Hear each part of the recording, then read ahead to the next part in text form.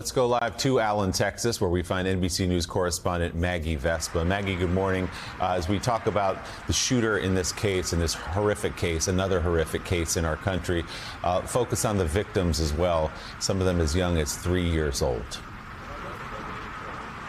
Yeah, Willie, young children, as you point out, from two North Texas families among the victims. It obviously speaks to why the memorial behind us is so large and growing by the day. We had a huge vigil out here last night. There was actually somebody directing traffic into the parking lot, and he was stopping people and saying, "Are you here to pay your respects?"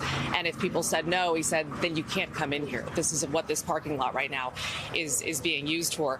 We do briefly, and we're just going to, talk about the shooter as little as possible. But motive is always a huge question, right? And those haunting social media posts that have come to light in the last 24 hours, really shedding a lot of light, investigators say, on what may have been behind this. Obviously, the shooter was killed in a shootout with police, and we have an update on that officer here in a minute.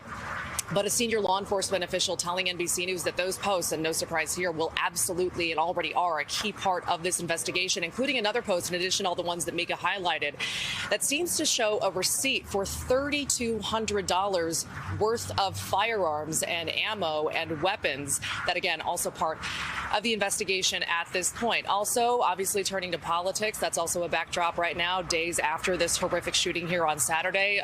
Texas Republicans, including Senator Ted Cruz and Governor Greg Abbott, saying that guns are not the problem, pointing to mental health, kind of using the same rhetoric that we're used to hearing in times like these and facing the familiar backlash that we're used to seeing in times like these. Given all that, again, we do want to zero in on the victims, so everybody's coming out here to honor day after day. We have some new names as of last night, so I'll make sure I read these correctly. 3-year-old James Cho, the youngest victim, Willie, that you pointed out. He was killed along with his parents, Cindy and Q Cho. His 6-year-old brother, William, this little boy just turned 6, is the only survivor of his family. Also, the Mendoza family. They lost 11-year-old Daniela, 8-year-old Sophia. Their mother is in critical condition from the shooting.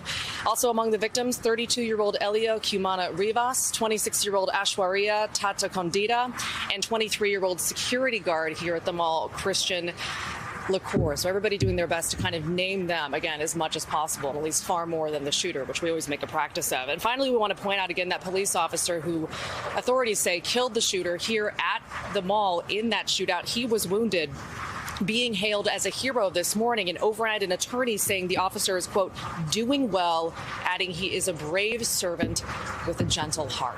So obviously all of our hearts go out to that officer, to his family, and to the families of all those wounded and killed in America's latest mass shooting.